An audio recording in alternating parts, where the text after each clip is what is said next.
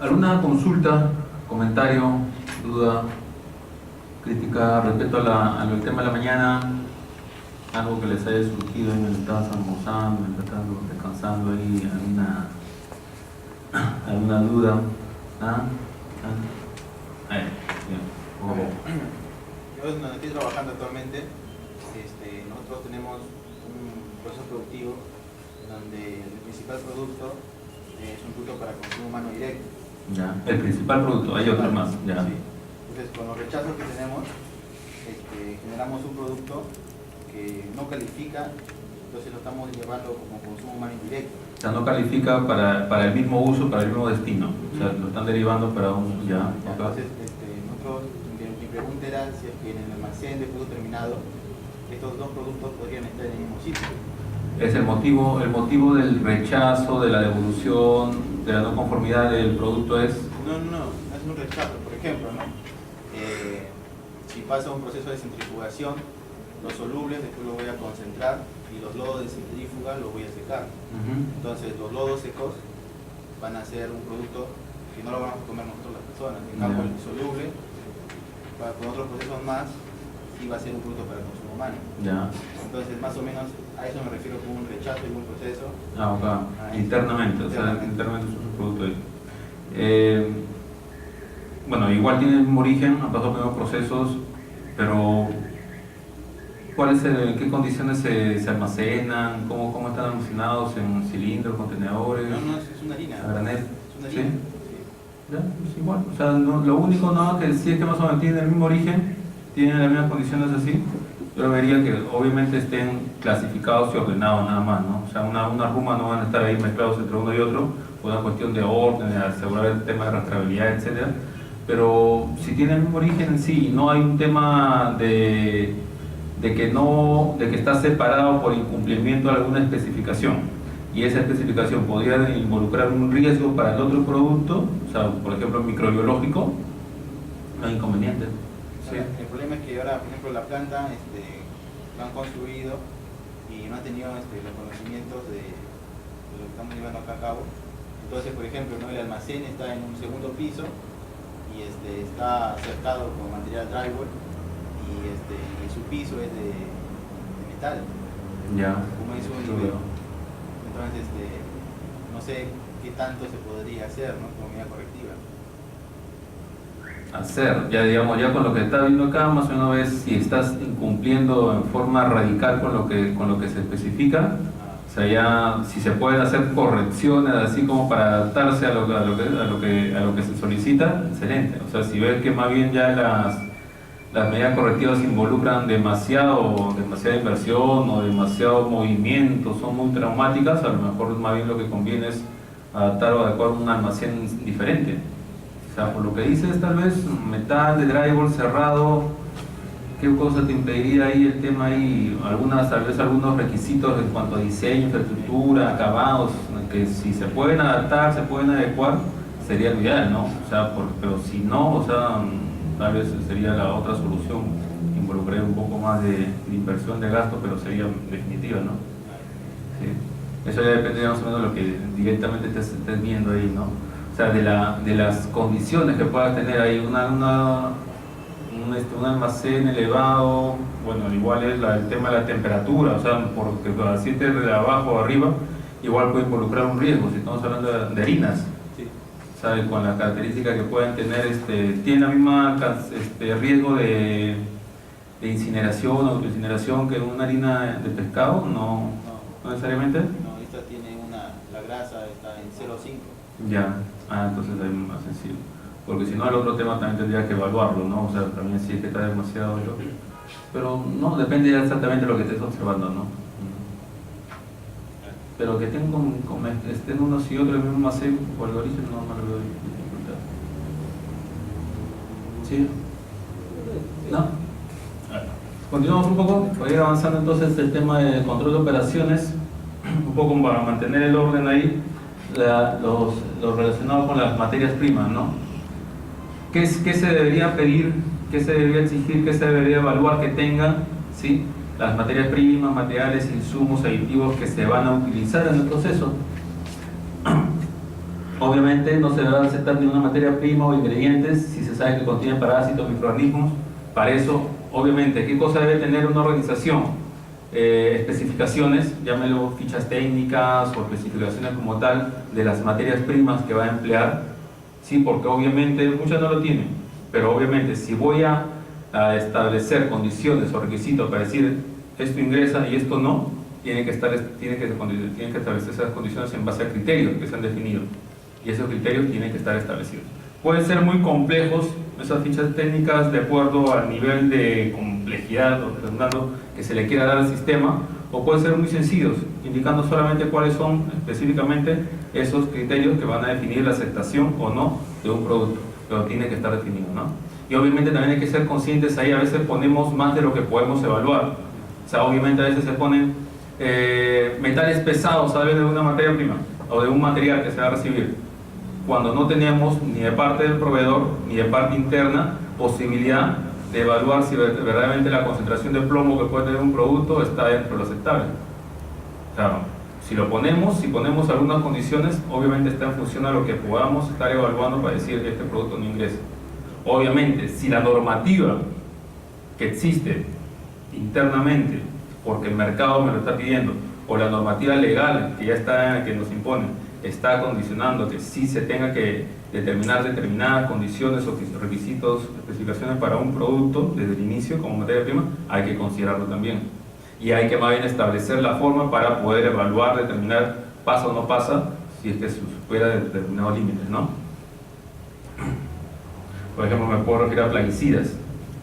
O sea, ¿cómo hago yo si soy un procesador primario, ¿sí?, y adquiero productos primarios, productos agrícolas, por ejemplo, para determinar que los plaguicidas de un determinado producto está dentro de los límites máximos permitidos? ¿Qué cosa podría ser? ¿Qué cosa le podría solicitar a ustedes, digamos, si ustedes evalúan a un procesador dentro de ese ámbito? Para plaguicidas o medicamentos veterinarios. ¿Saben, por ejemplo, que el Códice Alimentario tiene algunos límites máximos para lo que es plaguicidas y residuos veterinarios? ¿Sí? SENASA, por ejemplo, creo que lo mencioné, le solicita sobre todo a los procesadores primarios que establezcan mecanismos justamente para controlar ese aspecto en el producto primario. ¿Qué cosa es lo que se ha tenido que hacer? Justamente implementar programas, porque no se va a hacer un análisis para todos los lotes, salía carísimo, pero por lo menos un programa regular con una frecuencia determinada. Yo por lo menos lo hice por una cuestión de costo también, organofosforados, organoclorados, en forma más seguida. Un análisis de ese tipo me está costando 300 soles, más o menos la molina. Hay exámenes mucho más detallados, con exactamente que identifican los plaguicidas y las cargas que se ha aplicado. Obviamente eso cuesta más, o se puede hacer de forma más espaciada. Eso que esté establecido dentro de un programa para demostrar que hay un control, por lo menos, ¿no? Y obviamente esto va de la mano con ¿qué? Con el tema de la adquisición a proveedores seleccionados. Una de las cosas que piden siempre, préstame tu lista de proveedores seleccionados o clasificados. Obviamente eso también está en función a criterios. Esos criterios también tienen que estar establecidos. ¿Por qué este proveedor está seleccionado? ¿Por qué este está clasificado? ¿Por qué este lo han descartado? Cada cuando estás haciendo la selección, obviamente dentro de un manual de buenas prácticas, tendría que estar establecido también cuál es el procedimiento que se sigue para seleccionar un proveedor, ¿no? Obviamente la selección, la evaluación, y está el tema también del mantenimiento de la clasificación de selección, cada cuánto tiempo lo hago, ¿no? Eso es algo que también tendrían que estar solicitando. Especificaciones para materias primas.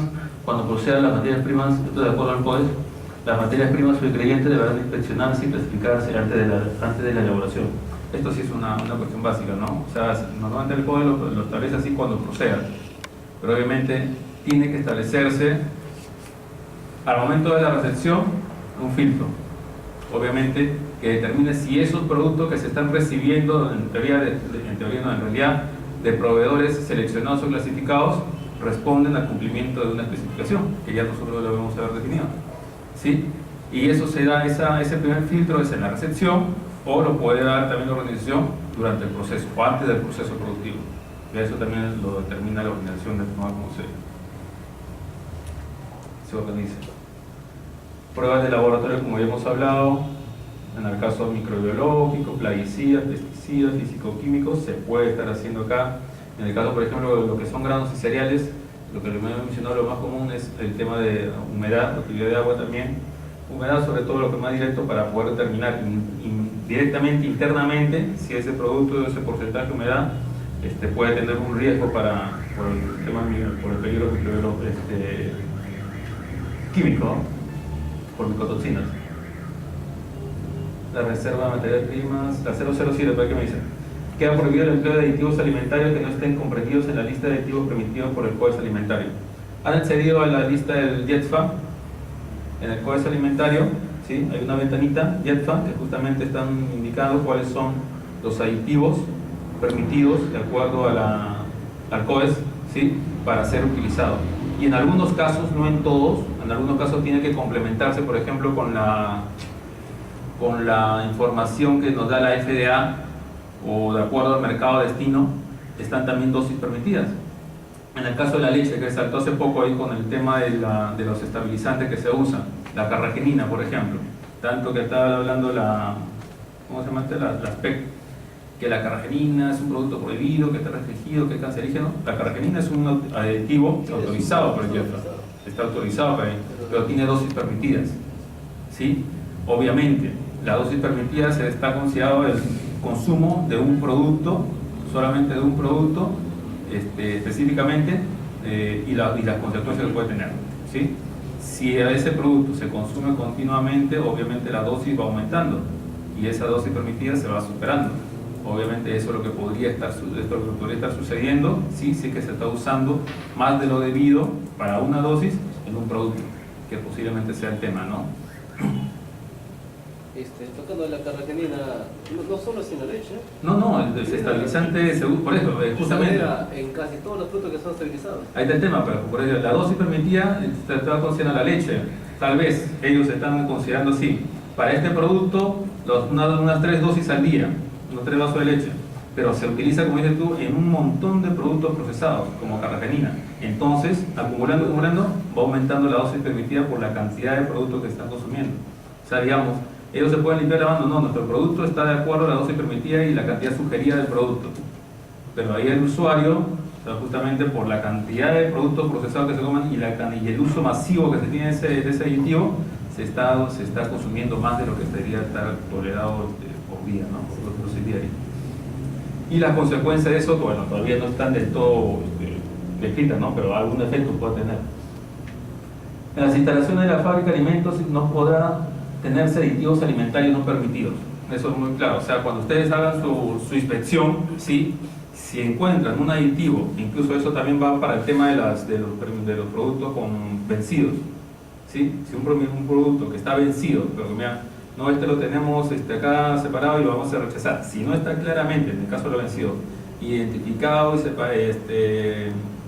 físicamente, documentariamente, que es un producto que no se debe utilizar, eso podría ser indicio de que en realidad están trabajando con productos vencidos. Pero sí, productos no permitidos o restringidos no debería haber en el almacén, en ninguna parte del establecimiento, ¿sí? Solamente por presunción nada más de culpabilidad en este caso, ¿no?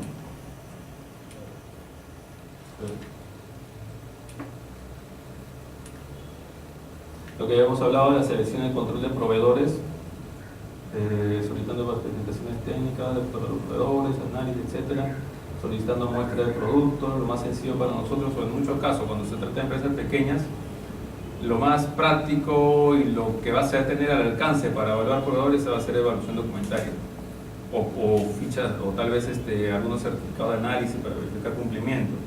En el caso de poder realizar auditorías o visitas a su planta, eso es muy relativo. O sea, empresas más grandes sí tienen la capacidad como para visitar y auditar y manejar, tienen más manejo sobre esas situaciones. Pero empresas pequeñas va el tema de si tenemos algún análisis que nos pueda proporcionar y si documentariamente podemos evaluar esos valores, ¿no? Se había hablado de la lista de proveedores aprobados. Muy importante que tengan toda la información respecto a los proveedores. ¿Qué información consideran ustedes o han tomado en cuenta debe tener un listado de proveedores? ¿qué le pediría? ¿Qué cosa le solicitaría? O consideraría en ese cuadro, ¿no? ¿Qué información?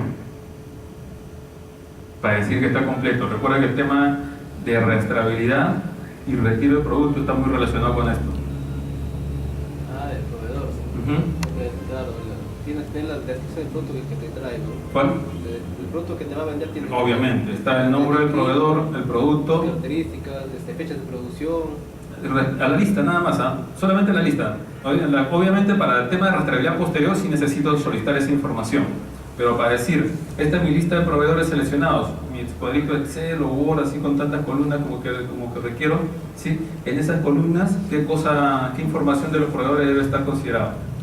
El nombre del proveedor, obviamente, su domicilio y dirección, es una referencia. ¿Qué más? Legal, el producto que... El producto que nos entrega.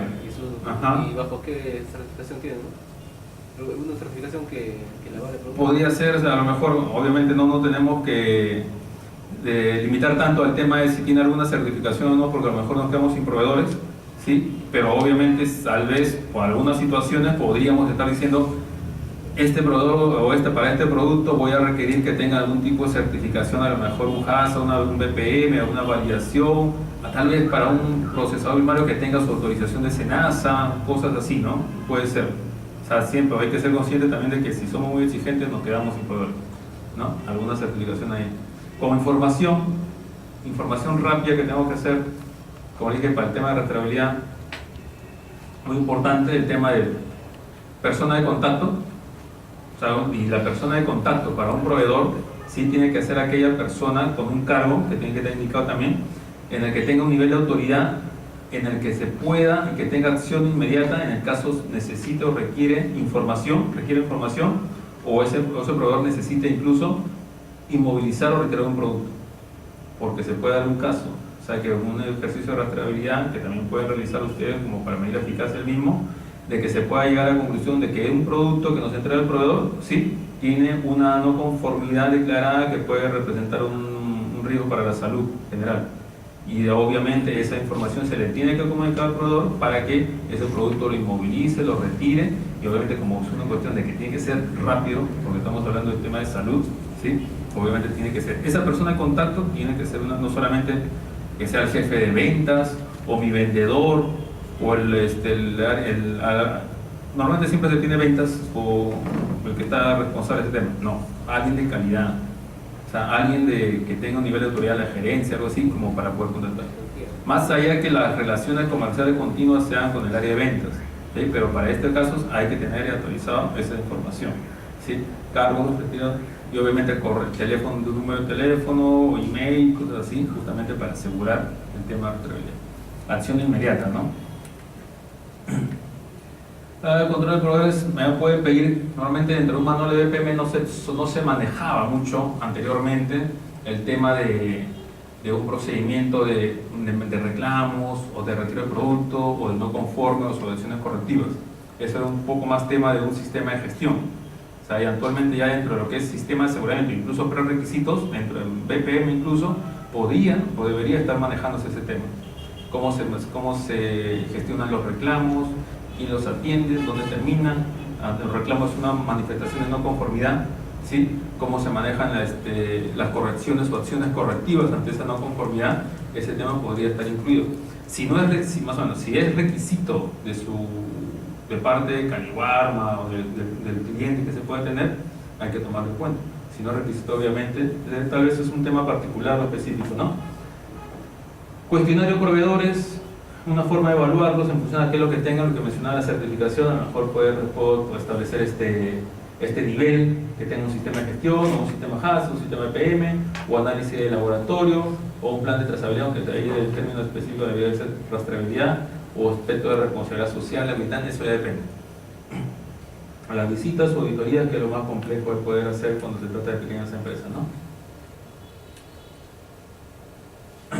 ¿Cómo los evaluamos? Obviamente al momento de recepcionar los productos hay que considerar criterios también que se pueden tomar en cuenta después al momento de reevaluar a los proveedores, ¿sí? O sea, por una cuestión es cómo los evaluamos inicialmente, casi con solamente información que nos proveen y tal vez algunas referencias que se puedan tomar como criterio, y después cuando se tenga que reevaluarlo para asegurar o decir nos mantenemos con ellos, ya se pueden tomar en cuenta, ¿sí?, cierta información que ya hemos podido alimentar nosotros en el transcurso que ha habido relaciones comerciales, ¿no?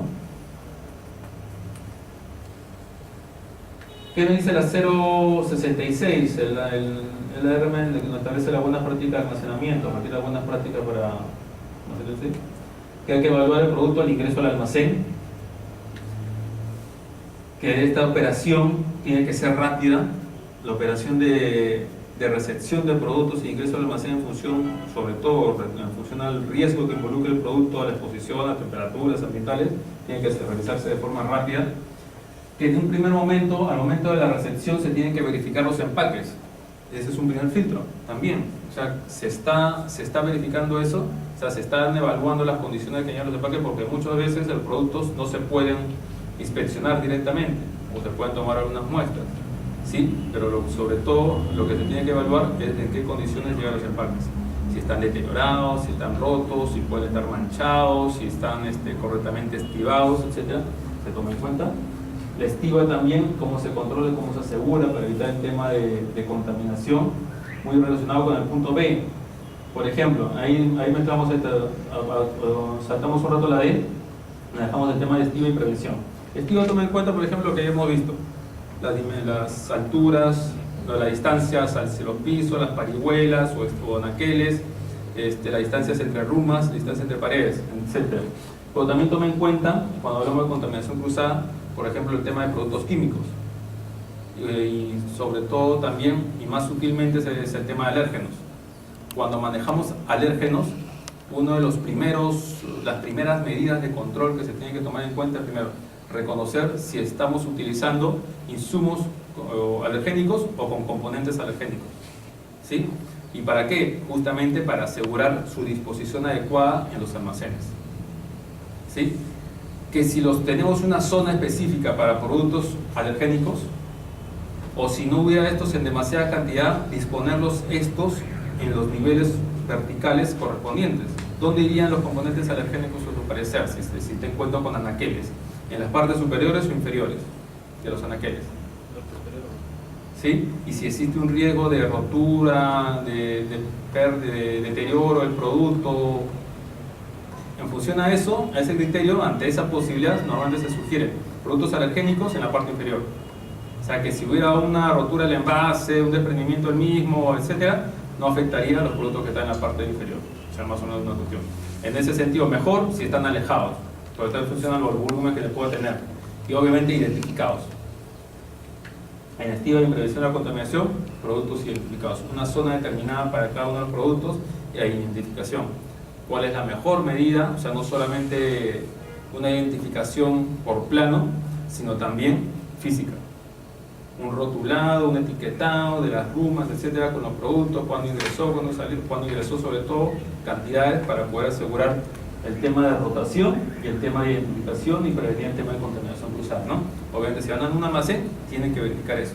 Aparte de los espacios que tienen que haber, que son requeridos. ¿Por qué? ¿Por qué estamos hablando? Ya la norma dice, para perecibles y no perecibles tiene que haber un espacio mínimo, ya hemos hablado de eso, entre rumas, paredes, altura, peso del piso, etc. ¿Para qué son esos espacios? ¿Para qué lo consideran que son necesarios? ¿Ah? Monitorear plagas, ¿sí? ¿Para qué más? Ventilación, circulación de aire, se requiere esos espacios mínimos.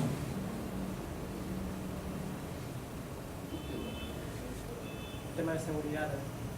El tema de seguridad es importante también, a veces sí, muy alto ahí el riesgo justamente de daño a los operarios, si puede ser latente. Limpieza, obviamente, si no hay espacio, no se puede realizar una buena limpieza, no se puede monitorear, no se puede presión, el tema de ventilación, hay que asegurar eso. Dije ser bien terco con ese tema, o sea, con los espacios. O sea, más que SENASA, tanto así como RENIPES. No hay un inspector de higiene con su wincha, justamente a medir justamente si las distancias eran adecuadas. Nos faltó 5 centímetros y nos dio la oportunidad justamente antes de que termine la auditoría de mover estos 5 centímetros para que la distancia se cumpla. O sea, no era un tema de criterio, de que un espacio suficiente, no eran 50, eran 40, para que por esa zona pase personal, realice limpieza, no material. No había indicios de plagas, no había acumulación de polvo, pero son pegados a la letra en algunos casos, ¿no? Pero hay que tratar más o menos de ajustarse a esas cantidades, ¿no? Obviamente reducimos un poco la capacidad de los almacenes cuando manejamos esas distancias, pero hay que tomar en cuenta eso justamente cuando, en la parte de la situación de Caliwarma, es también determinar, si no me equivoco, la capacidad de los almacenes. ¿Sí? Se puede aumentar en un tanto por ciento la capacidad si es que reducimos esas distancias. ¿Sí? Hay que ver qué tan pegados a la letra somos en ese sentido, ¿no? Vehículo de transporte. Cuando habla de vehículo de transporte acá, la 066 no está haciendo referencia al vehículo de transporte, materias primas hacia plantas, productos terminados hacia plantas, sino vehículos de transporte internos, como cuáles que usamos en algunas ocasiones, montacargas, las estocas, etcétera, los UBI, por ejemplo, las carretillas que se puedan utilizar, ¿sí? Tienen que asegurarse sobre todo en la utilización en los espacios permitidos, ¿sí? Que no se puedan convertir eso en fuente de contaminación tal vez por la generación de gases. Los montacargas de diésel, por ejemplo, no son tan recomendados como los eléctricos, tal vez, menos impacto para el producto, pero en función obviamente de qué producto y en la zona donde estén trabajando. También hay que considerar dónde están trabajando, ¿no? Y las condiciones de mantenimiento también de esos vehículos de transporte. Tomar en cuenta también lugares por donde se desplazan. Un montacarga que esté movilizándose de la zona de materia prima, llevando materia prima por ahí, y que está después movilizándose hacia el despacho de producto terminado o almacenes de productos terminados, puede implicar un riesgo. ¿Sí? Hay que evaluar si este riesgo es mayor, o sea, en función de eso, obviamente algo se está considerando, ¿no? Dentro de lo que es control de las operaciones, podríamos estar hablando también del envasado, las zonas más críticas, área más crítica en mi proceso. Ahí, como yo le estaba hablando, reducir contaminación de envasados, productos de consumo, productos procesados. Cuando hablamos de envasado, a veces siempre se considera, o siempre tiene que considerarse que son las zonas más críticas del proceso productivo. Normalmente ya pasamos por todas las medidas de control que se les ha establecido para poder reducir carga microbiana, entre comillas, ¿sí? ¿Qué tan exigentes podemos ser en algunos casos? ¿O qué tanto podemos considerar que nos vayan a exigir? Si nos ponemos como procesados o inspeccionados. Les decía, las mascarillas, en este caso, o los guantes, si se trata de envasado, para el caso de envasado, ¿en qué casos serían necesarios y en qué casos no? Hay que tomar en cuenta eso. Si se puede hacer un envasado manual sin guantes, o sería ya sujeto a una observación de parte del inspector. Siempre hay una previsión de... ¿Qué tendríamos que asegurar? Si es que, digamos, porque en algunos casos los guantes podrían ser contraproducentes porque el producto puede estar puede tener determinadas características, por ejemplo, de calor, y los guantes tal vez no sean lo más adecuados. Asegurarse un tratamiento que incluye esa carga bacteriana. Tendríamos que validar nuestros procedimientos de lavado, por ejemplo. Nuestro lavado de manos, o sea, tal como está establecido y con la frecuencia que lo hayamos establecido, tendríamos que validar si efectivamente es eficaz para reducir carga microbiana. O sea, que esas manos que pueden estar no con guantes, puedan estar correctamente lavadas con el procedimiento que estamos haciendo. A lo mejor no solamente un lavado de manos, sino también la utilización de un gel desinfectante para reducir o asegurar mejor la carga microbiana. ¿Sí? Porque hay procesos en los que tal vez los guantes sean contraproducentes y más bien se puedan convertir en un factor de agregar un riesgo en el proceso, un peligro en el proceso. Por ejemplo, estamos en un proceso que trabajamos con cuchillos por el tema de verduras picadas, ¿sí? Nos están constantemente cortando, y la operación de cortado no necesariamente va a ser en tabla de picar. Para algunos productos tiene que hacerse en la mano, como saben. Por ejemplo, un rallado de zanahoria tiene que hacerse así. Puede convertirse en un factor más peligroso el uso de un guante. ¿Por qué? Porque justamente podrías dejar partículas o pedazos de guante justamente en el producto. ¿Sí? Eso es peligroso, puede haber alguna medida para poder remediar o paliar ese asunto, tal vez con un monitoreo permanente del personal respecto al estado de los guantes para evitar eso. ¿Es fiable, 100% fiable ese tema? Eso es lo que tiene que determinarse. Lo que te digan, sí o sí, en esta etapa tienes que hacerlo, es conveniente que lo hayamos tenido en cuenta y tener una respuesta clara, ¿sí?, respecto a si eso no es necesario con la prueba del caso para poder dar una respuesta en esos casos, ¿no? Cuando te puedan requerir algunos casos desesperados. Igual que las mascarillas.